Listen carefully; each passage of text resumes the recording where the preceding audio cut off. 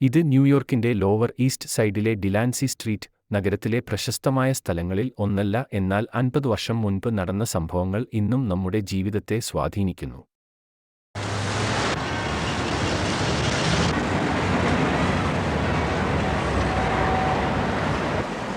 Wall Street. 50 വർഷം മുൻപ് ഇവിടെ എന്താണ് നടന്നതെന്ന് പലർക്കും അറിയാം.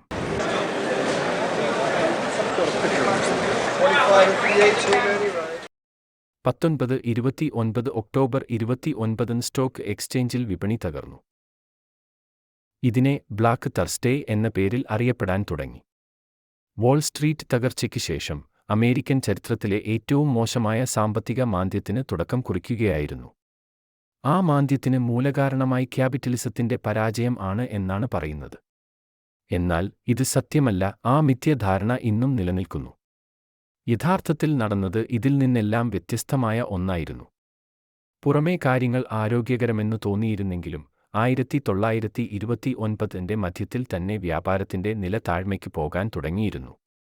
സ്റ്റോക്ക് മാർക്കറ്റിന്റെ തകർച്ച ആ മന്ദഗതിയെ കൂടുതൽ ഗുരുതരമാക്കി. തെക്ക് പടിഞ്ഞാറൻ മേഖലകളിൽ തുടർച്ചയായി ബാങ്കുകൾ പരാജയപ്പെടുന്നതും ഈ അവസ്ഥയെ കൂടുതൽ സങ്കീർണമാക്കി.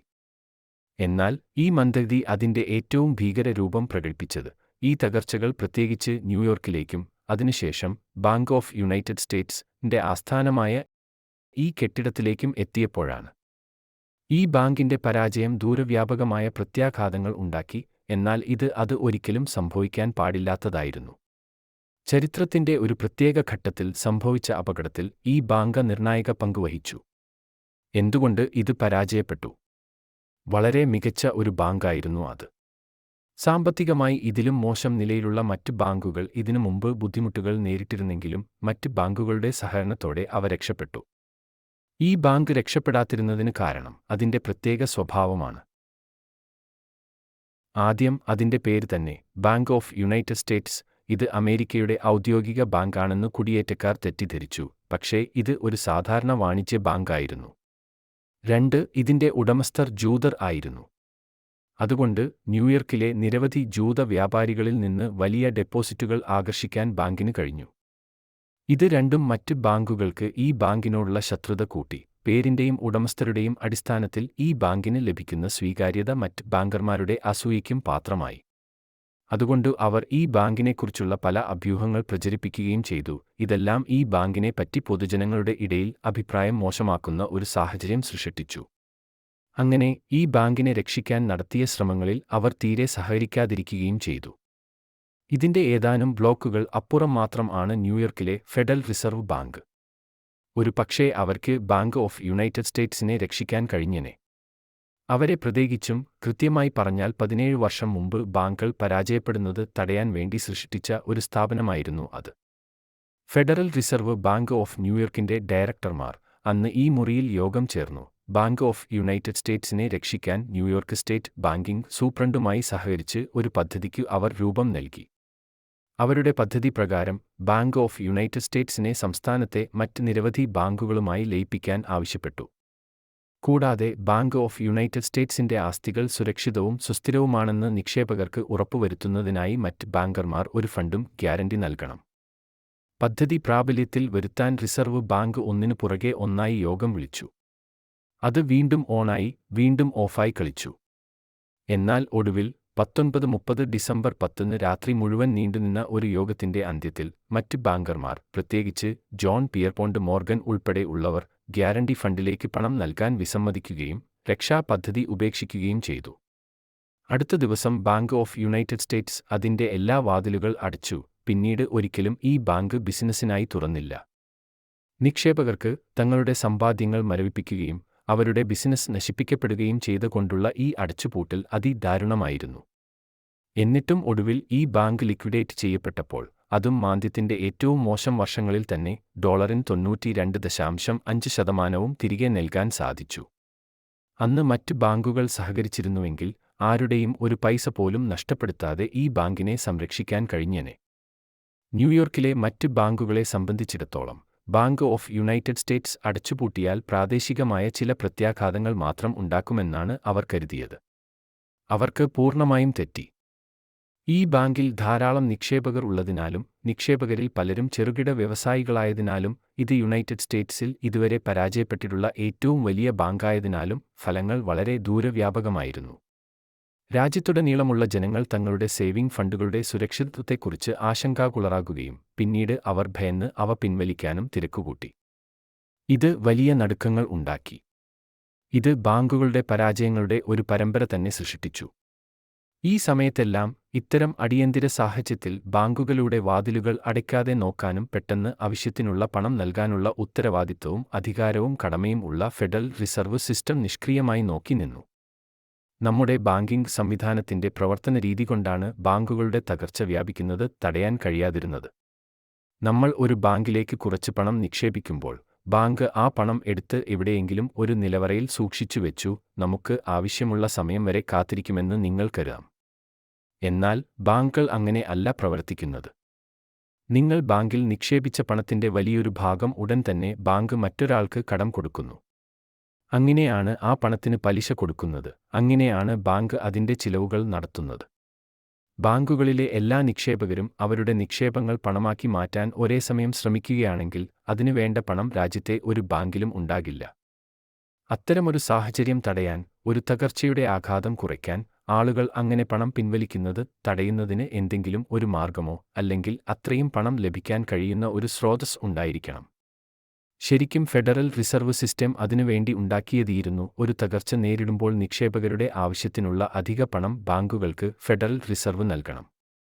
ന്യൂയോർക്കിൽ നിന്ന് 2000 മൈൽ അകലെ ഉത്തയിലെ ദി ഗ്രേറ്റ് സാൾട്ട് ലേക്കിൽ ഇത്തരം ഒരു സംവിധാനം എങ്ങനെ ശരിയായ പ്രവർത്തനം കാഴ്ചവെക്കണമെന്നുള്ളതിന്റെ ഒരു മികച്ച ഉദാഹരണം ലഭ്യമാണ്. 30കളുടെ തുടക്കത്തിൽ സാൾട്ട് ലേക്ക് സിറ്റിയിലും അതിന്റെ ചുറ്റുപാടുകളിലുമുള്ള ചില ബാങ്കുകളിലും ഇത്തരം ബുദ്ധിമുട്ടുകൾ നേരിടാൻ തുടങ്ങി. അതിലൊരു ബാങ്കിന്റെ ഉടമകൾ ബാങ്കുകൾ തുറന്ന് പ്രവർത്തിക്കാൻ എന്താണ് ചെയ്യേണ്ടതെന്നുള്ള മിടുക്കും ഇതിനെ നേരിടാനുള്ള ധൈര്യവും കാണിച്ചു.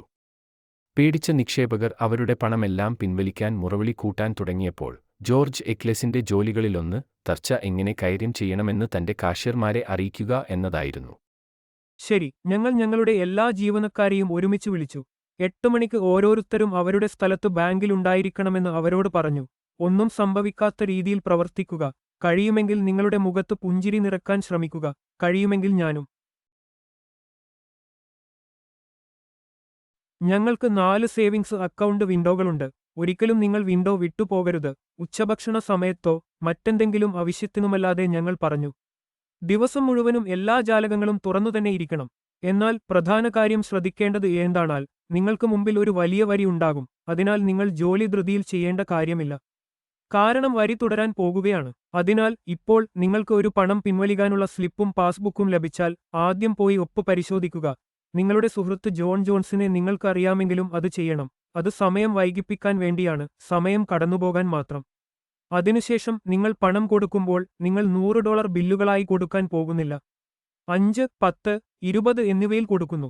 2 തവണ എണ്ണി പുഞ്ചിരിയോടെ കൈനീട്ടി. അങ്ങനെ രാവിലെ ബാങ്കുകൾ രക്ഷപ്പെട്ടു. എന്നാൽ ഉച്ചകഴിഞ്ഞ് അവർക്ക് ആവശ്യത്തിനുള്ള പണമില്ലായിരുന്നതിനാൽ അവർ കൂടുതൽ പണം ഫെഡറൽ റിസർവ് ബാങ്കിൽ നിന്ന് എത്തിച്ചു. അതിനാൽ ഫെഡറൽ റിസർവ് ഒരു കവചിത കാർ അയച്ചു. 2 വലിയ ചാക്കുകൾ നിറയെ കറൻസി ആൾക്കൂട്ടത്തിനിടയിലൂടെ ഗാർഡ് കൊണ്ടുവന്നു. അസിസ്റ്റന്റ് മാനേജർ മോർഗൻ ക്രാഫ്റ്റും അവിടെ ഉണ്ടായിരുന്നു. അതിനാൽ എന്റെ സഹോദരൻ മാരിനർ മിസ്റ്റർ ക്രാഫ്റ്റിനോട് പറഞ്ഞു, ഇപ്പോൾ ഈ മാർബിൾ കൗണ്ടറിൽ കയറി നിങ്ങൾ ധാരാളം പണം കൊണ്ടുവന്നിട്ടുണ്ടെന്നും ഇതിലും കൂടുതൽ ഇനിയും വരാനുണ്ടെന്നും നീ അവരോട് പറയൂ. അദ്ദേഹം അതുപോലെ ചെയ്തു. അതിനുശേഷം മാരിനർ എഴുന്നേറ്റു പറഞ്ഞു, അപ്പോൾ നിങ്ങളും ആ കഥ കേട്ടു. ഈ ബാങ്ക് അടയ്ക്കാൻ പോകുന്നില്ല. നിങ്ങളിൽ ആർക്കെങ്കിലും നിങ്ങളുടെ പണം ആവശ്യമുള്ളിടത്തോളം ഞങ്ങൾ ഈ ബാങ്ക് തുറന്നു തന്നെ നിൽക്കും. അതിനാൽ അതിനെക്കുറിച്ച് നിങ്ങൾക്ക് വിഷമിക്കേണ്ട. ശരി, തീർച്ചയായും ഞങ്ങൾക്ക് നഗരത്തിൽ മറ്റൊരു ബാങ്ക് ഉണ്ടായിരുന്നു. ഞങ്ങൾ അവനെ വിളിച്ചു. അവനോടും ബാങ്ക് അടക്കാരുതെന്ന് പറഞ്ഞു. അപ്പോൾ അവൻ പറഞ്ഞു, പക്ഷേ എനിക്കതിന് കഴിയില്ല. തുറന്നിരിക്കാൻ മാത്രം പണം എന്റെ പക്കലില്ല. അങ്ങനെ ഞങ്ങൾ അവനെ ഒരു താൽക്കാലിക വായ്പ നൽകി സഹായിച്ചു. കാരണം ഒരു തകർച്ച നടക്കുന്നത് കാണുമ്പോൾ, അടുത്തുള്ള മറ്റൊരു ബാങ്ക് പൂട്ടിയെന്നു കാണുമ്പോൾ ജനങ്ങൾ എല്ലാം OIT വന്നു പണം പിൻവലിക്കാൻ ആരംഭിക്കും. പൊതുജനങ്ങളുടെ മനഃശാസ്ത്രം അത്തരത്തിലായിരിക്കും.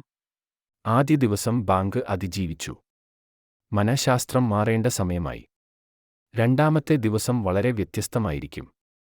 അങ്ങനെ അന്ന് വൈകുന്നേരം ഞങ്ങൾ ഞങ്ങളുടെ എല്ലാ ജീവനക്കാരെയും വിളിച്ചുകൂട്ടി. കാരണം ഞങ്ങൾക്ക് അറിയാമായിരുന്നു അടുത്ത ദിവസവും ആളുകൾ ഇതിനെക്കുറിച്ച് ചർച്ച ചെയ്യുമെന്ന്. അതിനാൽ ലോബിയിൽ ആൾക്കൂട്ടം കൂടാൻ അനുവദിക്കാൻ പാടില്ലെന്ന് ഞങ്ങൾ മനസ്സിലാക്കി. അതിനാൽ ഞങ്ങൾ അവരോട് പറഞ്ഞു, നാളെ നിങ്ങൾ പണം നിങ്ങൾക്ക് കഴിയുന്നത്ര വേഗത്തിൽ കൊടുക്കുക. അതിനാൽ മുൻവാതിലിലൂടെ ആരെങ്കിലും വരുമ്പോൾ ഒരു വരിയും കാണാൻ പാടില്ല. നിങ്ങൾ $100 ബില്ലുകൾ കൊടുക്കുക. നിങ്ങളുടെ വിൻഡോയുടെ മുന്നിൽ ഒരു വരിയും വളരാൻ അനുവദിക്കരുത്. അവർ അങ്ങനെ തന്നെ പ്രവർത്തിച്ചു. അങ്ങനെ ഏകദേശം ഉച്ചസമയത്ത് ആളുകൾ സാധാരണ രീതിയിൽ വരികയും പോവുകയും ചെയ്തു തുടങ്ങി. ആ തകർച്ച അവിടെ അവസാനിപ്പിക്കാൻ കഴിഞ്ഞു. പൊതുജനങ്ങൾക്ക് വേണ്ടത് അവരുടെ പണം തിരികെ ലഭിക്കുമെന്ന ഉറപ്പായിരുന്നു. ബാങ്കുകൾക്ക് ആവശ്യത്തിന് പണം നൽകി ഇത്തരം സാഹചര്യം വരില്ലെന്നു ഉറപ്പാക്കാൻ ആണ് ഫെഡറൽ റിസർവ് സിസ്റ്റം ഉണ്ടാക്കിയത്. എന്നാൽ എന്തുകൊണ്ടാണ് ഈ സിസ്റ്റം 1929 നടന്ന മഹാമാന്ദ്യത്തെ തടയാൻ പറ്റാതിരുന്നത്? 1929 മുതൽ 1930 വരെ സ്റ്റോക്ക് മാർക്കറ്റ് തകർന്നതിനു ശേഷം ഫെഡറൽ റിസർവ് സിസ്റ്റം പണത്തിന്റെ അളവ് സാവധാനം കുറയ്ക്കാൻ തുടങ്ങി. ഇത് സാമ്പത്തിക സ്ഥിതിയെ ഞെരുക്കാൻ തുടങ്ങി. 1930 ഡിസംബറോടെ പണത്തിന്റെ അളവ് 3% കുറഞ്ഞു. ഇത് ഒരു പക്ഷേ വളരെ കുറവായിരിക്കാം, എന്നാൽ വളരുന്ന ഒരു സമ്പദ്വ്യവസ്ഥയ്ക്ക് ഡെഫ്ലേഷൻ തടയാൻ കൂടുതൽ പണം ആവശ്യമാണ്. പണത്തിന്റെ ഈ കുറവ് കണക്കിലെടുക്കുമ്പോൾ പിന്നീട് സംഭവിച്ചത് തികച്ചും പ്രതീക്ഷിക്കാവുന്നത് ആണ്. ബാങ്ക് ഓഫ് യുണൈറ്റഡ് സ്റ്റേറ്റ്സ് പരാജയപ്പെട്ടില്ലായിരുന്നെങ്കിൽ മറ്റൊരു ബാങ്ക് പരാജയപ്പെടുമായിരുന്നു. അത് പരാജയപ്പെടുകയും തകർച്ചയുടെ പരമ്പര ആരംഭിക്കുകയും ചെയ്യുമായിരുന്നു. ഒരു തകർച്ച ആരംഭിച്ചു കഴിഞ്ഞാൽ പുതിയ പണം അച്ചടിച്ചു ബാങ്കുകൾക്ക് നൽകിക്കൊണ്ട് നിക്ഷേപകരുടെ പണം തിരികെ നൽകിയതുകൊണ്ട് ഉണ്ടാകുന്ന പ്രത്യാഘാതങ്ങൾ ഫെഡറൽ റിസർവിന് തടയാമായിരുന്നു. കൂടാതെ നിക്ഷേപകർ എല്ലാം ഒരുമിച്ച് അവരുടെ പണം ബാങ്കുകളിൽ നിന്ന് പിൻവലിക്കാൻ ശ്രമിച്ചാൽ പണത്തിന്റെ അളവ് വലിയ രീതിയിൽ കുറയുകയും ചെയ്യും. ഒരു ബാങ്കിൽ നിന്ന് പിൻവലിക്കുന്ന ഓരോ ഡോളറും നിരവധി ഡോളർ നിക്ഷേപങ്ങൾക്ക് പിന്തുണ നൽകിയിരുന്നു. ഫെഡറൽ റിസർവ് ഇടപെട്ട് സർക്കാർ സെക്യൂരിറ്റികൾ വലിയ തോതിൽ വാങ്ങുകയും പണം നിക്ഷേപകർക്ക് തിരികെ നൽകുകയും ചെയ്തിരുന്നെങ്കിൽ നിക്ഷേപകർ അവരുടെ പണം ലഭിക്കുമെന്ന് കണ്ടെത്തുകയും അവർ അത് ചോദിക്കുന്നത് നിർത്തുകയും ചെയ്യുമായിരുന്നു. വിരോധാഭാസമെന്നു പറയട്ടെ, ഇതാണ് ശരിയായ നയമെന്ന് ന്യൂയോർക്ക് റിസർവ് ബാങ്കിലെ ആളുകൾക്ക് അറിയാമായിരുന്നു. ബാങ്കിന്റെ ആദ്യ തലവനായിരുന്ന ബെഞ്ചമിൻ സ്ട്രോങ്ങിനേക്കാൾ ശക്തമായി ഇതിനു വേണ്ടി ആരും വാദിച്ചിട്ടില്ല. അമേരിക്കയെ സംബന്ധിച്ചിടത്തോളം ദുരന്തമെന്ന് പറയട്ടെ, യഥാർത്ഥ പ്രതിസന്ധി തുടങ്ങിയതിന് 2 വർഷം മുമ്പ് അദ്ദേഹം മരിച്ചുപോയി. ന്യൂയോർക്ക് ബാങ്കിന്റെ പ്രധാന നടത്തിപ്പുകാരൻ മാത്രമായിരുന്നില്ല അദ്ദേഹം, ഫെഡറൽ റിസർവ് സിസ്റ്റത്തിന്റെ ചരിത്രത്തിലെ തന്നെ പ്രധാന വ്യക്തിയുമായ ബെഞ്ചമിൻ സ്ട്രോങ്ങിന്റെ മരണത്തോടെ ന്യൂയോർക്കിലെയും വാഷിംഗ്ടണിലെയും ബാങ്കുകളിൽ തമ്മിൽ അധികാരത്തിനായുള്ള പോരാട്ടം പൊട്ടിപ്പുറപ്പെട്ടു. ന്യൂയോർക്ക് പരാജയപ്പെട്ടു, മറ്റ് ബാങ്കുകളും അതിലുപരി വാഷിംഗ്ടണിലെ ബോർഡും വിജയിച്ചു. അത് അല്പം ശ്രദ്ധിക്കപ്പെട്ട ഒരു സംഭവമായിരുന്നു, എന്നാൽ ഇത് എല്ലാ അധികാരങ്ങളും വാഷിംഗ്ടണിലേക്ക് കേന്ദ്രീകരിക്കുന്ന ആ വലിയ നീക്കത്തിന്റെ ആദ്യപടിയായിരുന്നു അത്. അന്നും ഇന്നും ഈ കെട്ടിടത്തിൽ ആയിരുന്നു യുഎസ് ട്രഷറി ഡിപ്പാർട്ട്മെന്റ് പ്രവർത്തിച്ചിരുന്നത്. എന്നാൽ അക്കാലത്ത് ഫെഡറൽ റിസർവ് ബോർഡിനും അതേ കെട്ടിടത്തിൽ എവിടെയോ ഒരു നല്ല ഓഫീസുകൾ ഉണ്ടായിരുന്നു. ഏതാനും വർഷങ്ങൾക്കുശേഷം ഇവിടെ നിന്ന് ഏതാനും ബ്ലോക്കുകൾ അകലെയുള്ള കോൺസ്റ്റിറ്റ്യൂഷൻ അവന്യൂവിൽ ബോർഡിന് അതിമനോഹരമായ ഒരു കെട്ടിടം ലഭിച്ചതോടെ യുഎസ് ട്രഷറി ഡിപ്പാർട്ട്മെന്റ് അതിന്റെ അധികാരം അരക്കിടുറപ്പിച്ചു. ന്യൂയോർക്കിൽ നിന്നുള്ള മികച്ച ഉപദേശങ്ങൾ ഉണ്ടായിരുന്നിട്ടും സർക്കാർ ബോണ്ടുകൾ വാങ്ങാൻ ട്രഷറി വിസമ്മതിച്ചു. അങ്ങനെ വാങ്ങിയിരുന്നെങ്കിൽ വാണിജ്യ ബാങ്കുകൾക്ക് ആവശ്യത്തിനുള്ള പണം നൽകാമായിരുന്നു. ബാങ്കുകൾക്ക് നിക്ഷേപകരുടെ നിർബന്ധിത ആവശ്യം കൂടുതൽ എളുപ്പത്തിലും നിറവേറ്റാമായിരുന്നു. പകരം വിശ്വസിച്ചാലും ഇല്ലെങ്കിലും എല്ലാ ഭാഗത്തും ബാങ്കുകൾ തകരുമ്പോൾ സിസ്റ്റം നിഷ്ക്രിയമായി നോക്കി നിന്നു. ഒരു ബാങ്കിന്റെ തലവൻ പറഞ്ഞതുപോലെ, യഥാർത്ഥ അടിയന്തരാവസ്ഥയ്ക്കായി ഫെഡറൽ റിസർവ് അതിന്റെ പൊടി ഉണക്കി സൂക്ഷിക്കുകയാണ്. ഇത് ഒരു അടിയന്തരാവസ്ഥ അല്ലെങ്കിൽ പിന്നെന്താണ്? ഒന്നിനു പുറകെ മറ്റൊന്നായി ബാങ്കുകൾ തകരുന്നു. പിന്നെ ഒരു ചെയിൻ റിയാക്ഷൻ ഉണ്ടാകുന്നു, സമ്പാദ്യം നശിച്ചു പോകുന്നു. ഇന്നും കുറച്ച് ബാങ്കുകാർക്ക് മാത്രം മനസ്സിലാകുന്ന ഒരു നടപടിക്രമങ്ങൾ ആണിത്. ഒരു ബാങ്കറോട് നിങ്ങൾ പണം സൃഷ്ടിക്കുന്നുണ്ടോ എന്ന് ചോദിച്ചാൽ അദ്ദേഹം നിങ്ങളെ ഒരു ഭ്രാന്തനെ പോലെ നോക്കും. തീർച്ചയായും ഇല്ല, അദ്ദേഹം പറയും, ഞാൻ പണം ഉണ്ടാക്കുന്നില്ല, ഞാൻ പണമുള്ള ഇടപാടുകാരിൽ നിന്ന് നിക്ഷേപം സ്വീകരിക്കുന്നു, ആ നിക്ഷേപത്തിൽ നിന്ന് കുറച്ച് കരുതൽ ശേഖരത്തിൽ സൂക്ഷിക്കുന്നു, ബാക്കിയുള്ളത് കടമായി കൊടുക്കുന്നു. ഒരു സാമ്പത്തിക വിദഗ്ധന്റെ വീക്ഷണകോണിൽ കാര്യങ്ങൾ ഇതിൽ നിന്നും വളരെ വ്യത്യസ്തമാണ്.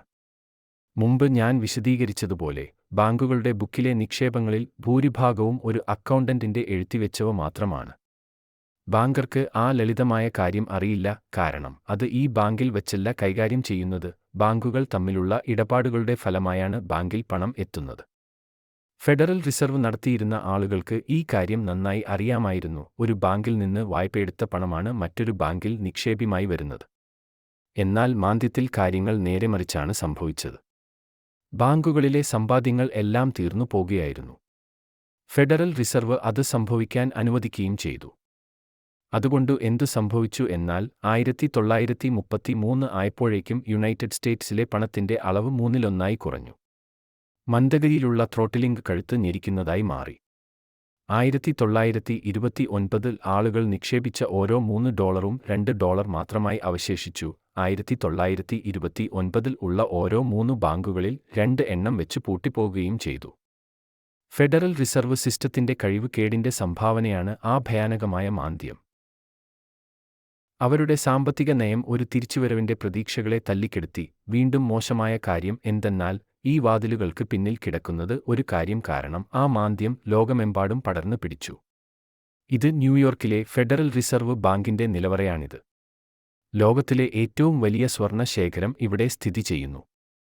1929 ലോകം സ്വർണ്ണവില നിലവാരത്തിലായിരുന്നു പണം അച്ചടിച്ചിരുന്നത്. അതിനാൽ യുഎസ് സ്വർണം സൂക്ഷിച്ചിരുന്ന ഈ നിലവറകൾ മാന്ദ്യം എവിടെ നിന്നാണ് ഉദ്ഭവിച്ചത് എന്നതിന് മികച്ച പരിശോധന നൽകുന്നു.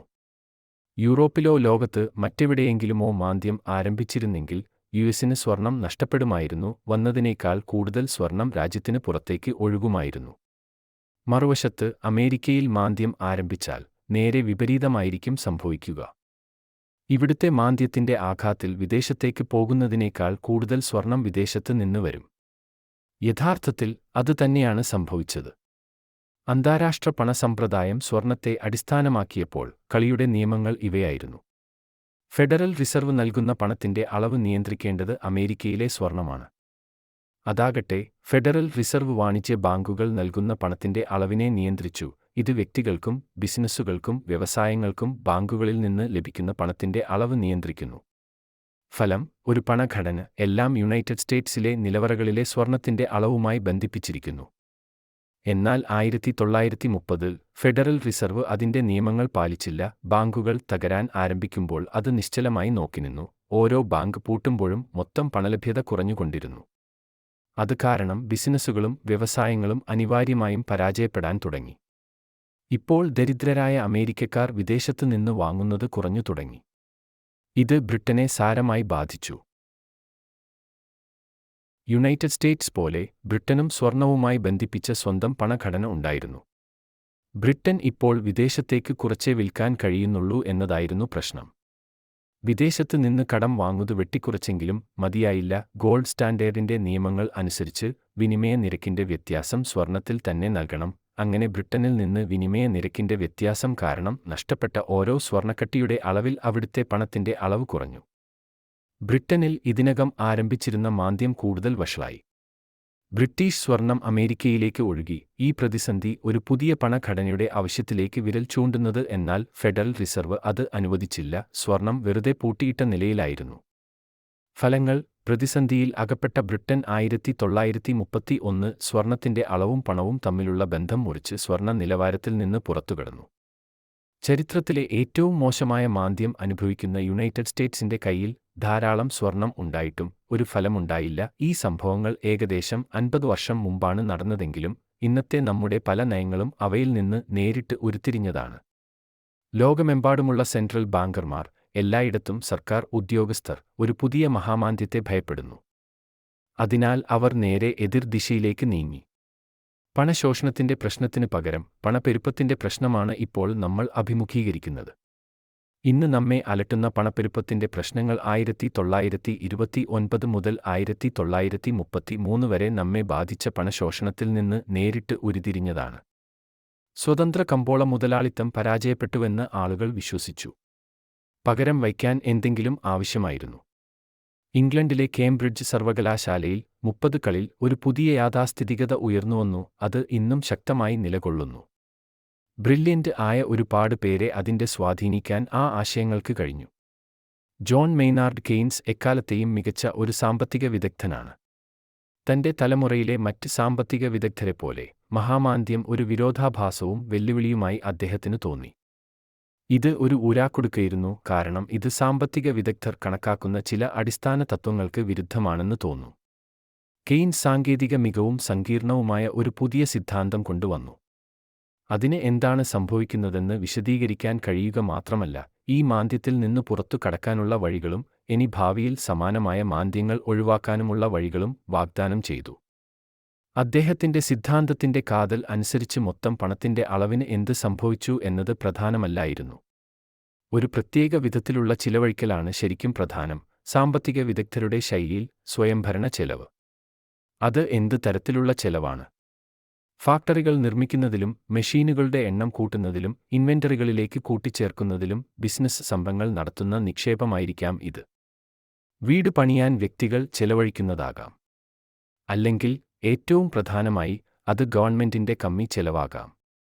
പൂർണ്ണമായ തൊഴിൽ നിലനിർത്താൻ നിക്ഷേപത്തിനും വീട് നിർമ്മാണത്തിനുമുള്ള സ്വകാര്യ ചെലവുകൾ പര്യാപ്തമല്ലെങ്കിൽ ഗവൺമെന്റിന് എല്ലായ്പ്പോഴും ഇടപെടുകയും വ്യത്യാസം നികത്താൻ ആവശ്യമായ തുക ചെലവഴിക്കുകയും ചെയ്യാം. അങ്ങനെ പമ്പ് പ്രൈമിംഗ് സിദ്ധാന്തം പിറന്നു. ഈ സിദ്ധാന്തം രാഷ്ട്രീയക്കാർക്ക് ഒരു ദൈവാനുഗ്രഹമായിരുന്നു. എല്ലാത്തിനുമുപരി അവർക്ക് യുഗങ്ങളിലുടനീളം പണം ചെലവഴിക്കാൻ തയ്യാറായിരുന്നു. അവരുടെ പൗരന്മാർക്ക് ഈ ചിലവിന് നികുതി നൽകേണ്ടതില്ല. ഇവിടെ ഒരു ശാസ്ത്രീയ സിദ്ധാന്തം വന്നു. രോഗി ഇച്ഛിച്ചത് തന്നെ വൈദ്യൻ കൊടുത്തു. രാഷ്ട്രീയക്കാർ എപ്പോഴും ചെയ്യാൻ ആഗ്രഹിച്ചിരുന്ന കാര്യങ്ങൾക്കുള്ള ന്യായീകരണവും കിട്ടി. അന്നുമുതൽ സർക്കാർ ചെലവുകൾ പൊട്ടിത്തെറിച്ചതിൽ അതിശയിക്കാനുണ്ടോ? അല്ലെങ്കിൽ യുദ്ധത്തിന്റെ ഒഴിവ് കഴിവ് കൂടാതെ വലിയ തോതിലുള്ള കമ്മി ചെലവ് ദിവസത്തിന്റെ ക്രമമായി മാറിയതിൽ അതിശയിക്കാനുണ്ടോ? അമേരിക്കയിൽ പുതിയ റൂസ്വെൽറ്റ് ഭരണകൂടം കെയ്നേഷ്യൻ സമീപനം സ്വീകരിച്ചു. ഇത് സർക്കാർ പദ്ധതികൾക്കായി വൻതോതിൽ ചെലവഴിക്കാൻ അനുവദിച്ചു. സമ്പദ്വ്യവസ്ഥയുടെ നടത്തിപ്പിൽ ഇത് ഗവൺമെന്റിനെ കൂടുതലായി ഉൾപ്പെടുത്തി. ഓരോ വ്യക്തിക്കും സുരക്ഷിതത്വം നൽകുന്നതിന് രൂപകൽപ്പന ചെയ്ത പ്രോഗ്രാമുകൾ ഇത് വികസിപ്പിച്ചെടുത്തു. ഇംഗ്ലണ്ടിലും സർക്കാരിന് മാത്രമേ സമ്പദ്വ്യവസ്ഥയെ ശക്തിപ്പെടുത്താൻ കഴിയൂ എന്ന വിശ്വാസം ഉറപ്പിക്കാൻ കഴിഞ്ഞു. ഇത് വ്യക്തമാക്കുന്ന ഒരു വീഡിയോ കാണിക്കാം. ദേശീയ ഗവൺമെന്റിന്റെ പിന്തുണയോടെ 534 ഗ്രേറ്റ് ഗ്രാനഡയുടെ പ്രവർത്തനം പുനരാരംഭിച്ചു. വ്യവസായം അഭിവൃദ്ധി വർദ്ധിക്കുന്നതിനുള്ള ഒരു മുന്നോടിയാണ് ഇത് എന്ന് ഞങ്ങൾ എല്ലാവരും പ്രതീക്ഷിച്ചു. ഇന്ത്യയിലേക്കുള്ള പരുത്തി ഉൽപ്പന്നങ്ങളുടെ കയറ്റുമതി വർദ്ധിച്ചു. ജാപ്പനീസ് മത്സരത്തിന്റെ ഭീഷണികളെ കുറയ്ക്കുന്നതിനായി ദേശീയ സർക്കാർ കൊണ്ടുവന്ന കോളനികളിലെ ക്വാട്ട സമ്പ്രദായത്തിന്റെ ഫലമായി ആ കോളനികളിലേക്കുള്ള കോട്ടൺ സാധനങ്ങളുടെ കയറ്റുമതി ഇരട്ടിയിലധികമായി. സാമൂഹിക സാഹചര്യങ്ങൾ മെച്ചപ്പെടുത്താൻ ദേശീയ ഗവൺമെന്റ് നൽകിയ ഏറ്റവും പ്രധാനപ്പെട്ട സംഭാവനകളിലൊന്നാണ് നമ്മുടെ ചരിത്രത്തിൽ സമാനതകളില്ലാത്ത ഭവന നിർമ്മാണം. ഈ നടപടികളിൽ ചിലത് ഡിപ്രഷൻ വർഷങ്ങളിൽ ഉപയോഗപ്രദവും ശരിക്കും ആവശ്യമുള്ളതും ആയിരുന്നെങ്കിലും പിന്നീടുള്ള ദൈർഘ്യം കെയ്ൻസിനെയും ഭയപ്പെടുത്തിയേനെ. 1946 കെയ്ൻസ് മരിച്ചു. അദ്ദേഹം ഒരു ദശാബ്ദം ജീവിച്ചിരുന്നില്ല എന്നത് ഒരു ദുരന്തമായാണ് ഞാൻ എപ്പോഴും കണക്കാക്കുന്നത്. 1930കളിൽ നല്ലതും എന്നാൽ യുദ്ധാനന്തര സാഹചര്യത്തിൽ ബാധകമല്ലാത്തതുമായ പല ആശയങ്ങളും അധികം മുന്നോട്ട് കൊണ്ടുപോകാതിരിക്കാൻ തന്റെ ശിഷ്യന്മാരെ പ്രേരിപ്പിക്കാനുള്ള നിലപാടും വ്യക്തിത്വവും സ്വഭാവശക്തിയും ഉണ്ടായിരുന്ന ഒരാളായിരുന്നു അദ്ദേഹം. മരണത്തിന് തൊട്ടുമുമ്പ് അദ്ദേഹം എഴുതിയ ഒരു ലേഖനം അദ്ദേഹം ഇങ്ങനെ ചെയ്യണമെന്ന് നിർദ്ദേശിച്ചിരുന്നു. അദ്ദേഹത്തിന്റെ മരണശേഷമാണ് അത് പ്രസിദ്ധീകരിച്ചത്. ആ ലേഖനത്തിൽ തന്റെ ശിഷ്യന്മാരിൽ ചിലർ തന്റെ ആശയങ്ങൾ എത്രത്തോളം വാശി കാണിക്കുന്നു എന്നതിനെ അദ്ദേഹം ശക്തമായി എതിർത്തു. അദ്ദേഹത്തിന് കഴിഞ്ഞിരുന്നെങ്കിൽ, അദ്ദേഹം പതിറ്റാണ്ട് കൂടി ജീവിച്ചിരുന്നെങ്കിൽ യുദ്ധാനന്തരമുള്ള വിലക്കയറ്റം ഒഴിവാക്കാമായിരുന്നു. സാമ്പത്തിക മാന്ദ്യത്തിനു ശേഷം ആരംഭിച്ച കേന്ദ്ര സർക്കാരിന്റെ വലിയ വളർച്ച ഇപ്പോഴും തുടരുകയാണ്. എന്തെങ്കിലും സംഭവിച്ചാൽ കഴിഞ്ഞ വർഷങ്ങളിൽ ഇത് വേഗത്തിലായി. ഓരോ വർഷവും വാഷിംഗ്ടണിൽ കൂടുതൽ നിയമങ്ങൾ നിയന്ത്രിക്കുന്ന കൂടുതൽ ബ്യൂറോക്രാറ്റുകൾ കൈവശം വച്ചിരിക്കുന്ന കൂടുതൽ കെട്ടിടങ്ങളുണ്ട്. സ്വകാര്യ സംരംഭം അടിസ്ഥാനപരമായി അസ്ഥിരമായ ഒരു സംവിധാനമാണെന്നും മാന്ദ്യം സ്വതന്ത്ര കമ്പോള മുതലാളിത്തത്തിന്റെ പരാജയത്തെ പ്രതിനിധീകരിക്കുന്നുവെന്നും സമ്പദ്വ്യവസ്ഥയെ സുസ്ഥിരമാക്കുന്നതിനും അതിന്റെ പൗരന്മാർക്ക് സുരക്ഷിതത്വം നൽകുന്നതിനുമുള്ള ആവശ്യമായ ധർമ്മം നിർവഹിക്കാൻ സർക്കാർ ഇടപെടേണ്ടതുണ്ടെന്നും മഹാമാന്ദ്യം പൊതുജനങ്ങളെ ബോധ്യപ്പെടുത്തി. ഈ വീക്ഷണങ്ങളുടെ വ്യാപകമായ അംഗീകരണം പിന്നീട് ദശാബ്ദങ്ങളിൽ സംഭവിച്ചും ഇപ്പോഴും തുടരുന്ന ഗവൺമെന്റിന്റെ അധികാരത്തിൽ വലിയ വളർച്ചയ്ക്ക് കാരണമായി. പല സാമ്പത്തിക വിദഗ്ധർക്കും അറിയാമായിരുന്നതുപോലെ വിഷാദത്തെക്കുറിച്ചുള്ള സത്യം വളരെ വ്യത്യസ്തമായിരുന്നുവെന്ന് ഇപ്പോൾ നമുക്കറിയാം. അമേരിക്കൻ അധികാരികൾ പിന്തുടർന്ന വികൃതമായ പണനയങ്ങളാൽ വിഷാദം ഉൽപ്പാദിപ്പിക്കുകയോ അല്ലെങ്കിൽ ഏറ്റവും കൂടുതൽ വഷളാവുകയോ ചെയ്തു. സ്വതന്ത്ര കമ്പോള മുതലാളിത്തത്തിന്റെ പരാജയം മാത്രമല്ല, മാന്ദ്യം സർക്കാരിന്റെ പരാജയമായിരുന്നു. ദുർഭാഗ്യവശാൽ ആ പരാജയം മഹാമാന്ദ്യത്തോടെ അവസാനിച്ചില്ല. അന്നുമുതൽ സമ്പദ്വ്യവസ്ഥയെ മെച്ചപ്പെടുത്താൻ സർക്കാർ ശ്രമിക്കുന്നു. ശരിക്കും പറഞ്ഞാൽ മാന്ദ്യത്തിന്റെ കാലത്ത് സ്ഥിരതയുണ്ടാക്കാൻ ശ്രമിക്കാതിരിക്കുകയും സർക്കാർ തന്നെയാണ് അസ്ഥിരതയുടെ മൂലകരണമായി പ്രവർത്തിക്കുകയും ചെയ്തു.